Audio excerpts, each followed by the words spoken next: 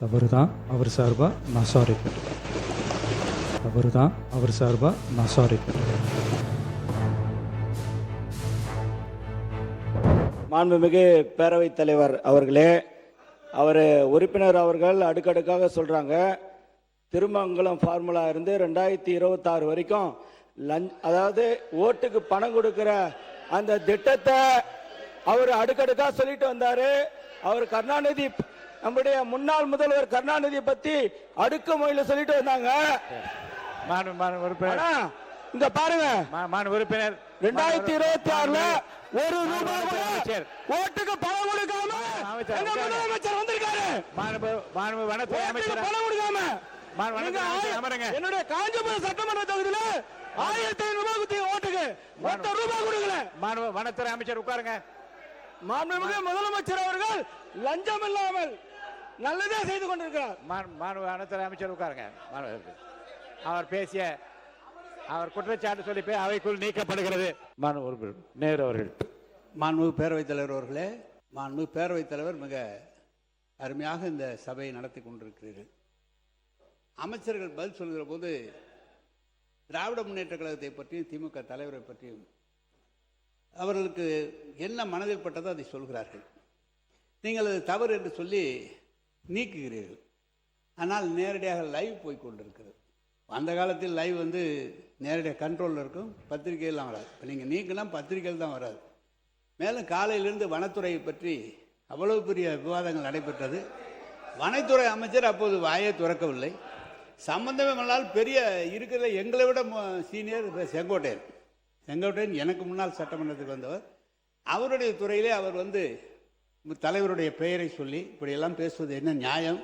அப்படி பேசுகிற போது மீண்டும் இவர்களும் பேசினால் நீங்கள் சபையை எப்படி நடத்த முடியும் என்பதை கேட்டு. மாண்புமிகு முதலமைச்சர் அவர்கள் அறிக்கை அளித்த பின்னர் மானிய கோரிக்கைகள் மீதான விவாதம் தொடரும். பேரவை விதி 110 கீழ் அறிக்கை அளிக்க மாண்புமிகு முதலமைச்சர் அவர்களுக்கு அனுமதி அளிக்கப்படுகிறது. மாண்புமிகு முதலமைச்சர் அவர்கள். உங்கள் தலைவரோட பேரை மென்ஷன் பண்ணி பேசுனது தவறு தான். அவர் சார்பா நான் சாரி கேட்டேன்.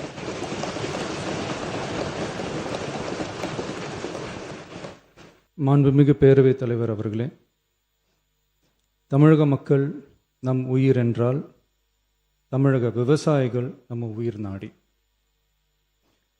உலகில் ஜாதி, மதம், இனம், மொழி என அனைத்து வேறுபாடுகளுக்கும் அப்பாற்பட்டு நடைபெறும் தொழில் என்றால் அது விவசாய தொழில் மட்டுமே.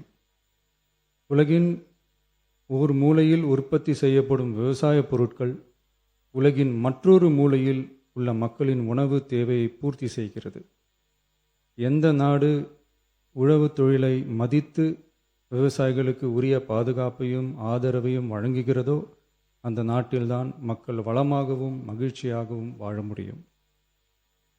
தமிழக வெற்றிக் கழக அரசு பல்வேறு நிதி நெருக்கடிகளின் மத்தியில் ஆட்சி பொறுப்பேற்றாலும் பதவியேற்ற 15 நாட்களுக்குள் விவசாயிகளின் கடன் சுமையை குறைக்க கடந்த 25/5/2026 அன்று குறு சிறு மற்றும் இதர விவசாயிகள் பெற்றிருந்த பயிர்க்கடனில் 50,000 ரூபாய் வரையிலான கடன்களை முழுமையாக தள்ளுபடி செய்ய ஆணை பிறப்பிக்கப்பட்டது. அதனைத் தொடர்ந்து மாநிலம் முழுவதும் பல்வேறு விவசாய அமைப்புகளிடமிருந்து பெறப்பட்ட பயிர்க்கடன் தள்ளுபடி தொடர்பான கோரிக்கைகளை கனிவுடன் பரிசீலித்து நிதி நெருக்கடியான சூழ்நிலையிலும் விவசாயிகளின் நலனை பாதுகாக்க வேண்டியதன் அவசியத்தை மட்டும் கருத்தில் கொண்டு குறு சிறு மற்றும் இதர பெரு விவசாயிகளுக்கு 50,000 ரூபாய் வரை முழு தள்ளுபடி செய்ய அறிவிக்கப்பட்டதை உயர்த்தி ரூபாய் 75,000 வரை கடன் பெற்றவர்களுக்கு முழு தொகையையும் ரூபாய் 75,000க்கும் மேல் கடன் பெற்றவர்களுக்கு ரூபாய் 35,000 தள்ளுபடி செய்ய அறிவிக்கப்பட்டு அதன் மூலம் 14.44 லட்சம் விவசாயிகளுக்கு ரூபாய் 5,932.23 கோடி அளவிலான கூட்டுறவு பயிர்க்கடன் தள்ளுபடி செய்து 19/6/26 அன்று ஆணையிடப்பட்டது. இதில் 31/7/2026 வரை ரூபாய் 5,267 கோடி விடுவிக்கப்பட்டு 13.34 லட்சம் விவசாயிகளின் கணக்கில் வரவும் வைக்கப்பட்டுள்ளது. இச்சூழ்நிலையில் மாநிலம் முழுவதும் உள்ள விவசாய சங்க அமைப்புகளின் பிரதிநிதிகள் பயிர்க்கடன் தள்ளுபடியை அதிகரிக்க வேண்டும் என்ற கோரிக்கையை முன்வைத்து கொண்டிருந்தனர். இதனைத் தொடர்ந்து 7/8/2026 அன்று விவசாய சங்கங்களின் பிரதிநிதிகள் மாண்புமிகு மூத்த அமைச்சர்கள் மற்றும் துறை செயலாளர்களுடன் நடைபெற்ற ஆலோசனை கூட்டத்தில் அவர்களின் கோரிக்கைகள் விரிவாக பரிசீலிக்கப்பட்டது. கடந்த காலங்களில் பயிர்க்கடன்கள் தள்ளுபடி செய்யப்பட்டாலும் அரசால் கூட்டுறவு வங்கிகளுக்கு செலுத்த வேண்டிய தொகை 4 to 5 ஆண்டு கால இடைவெளியில் செலுத்தப்பட்டு வந்துள்ளது. 2021 ஆண்டில் பயிர்க்கடன் தள்ளுபடி செய்யப்பட்ட தொகை 2021 முதல் 26 வரையான காலத்தில் அரசால் 12 தவணைகளாக கூட்டுறவு வங்கிகளுக்கு செலுத்தப்பட்டுள்ளது.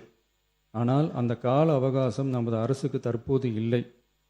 இந்திய ரிசர்வ் வங்கியின் 28/11/2025 தேதியிட்ட கடிதத்தில் அரசு கடன் தள்ளுபடி திட்டங்களுக்கான செயல்பாட்டு நடைமுறைகளின்படி பயிர்க்கடன் தள்ளுபடிக்கான முழு தொகையையும் அரசானது 45 முதல் 60 நாட்களுக்குள் கூட்டுறவு வங்கிகளுக்கு முழுமையாக செலுத்த வேண்டும் என்ற வழிமுறை நடைமுறையில் வந்துள்ளது.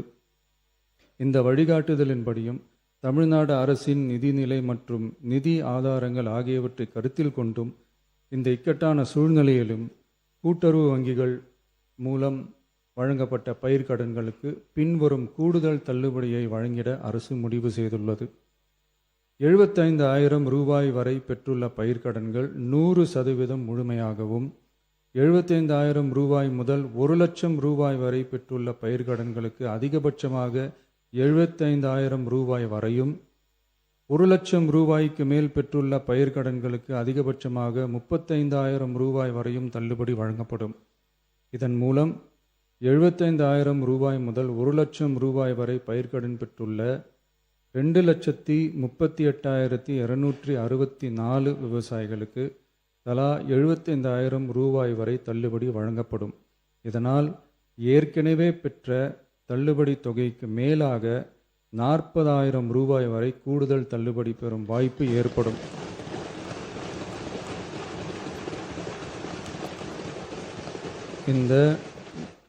இந்த கூடுதல் பயிர்க்கடன் தள்ளுபடியால் அரசுக்கு சுமார் ரூபாய் 953.06 கோடி கூடுதல் நிதிச்சுமை ஏற்படும்.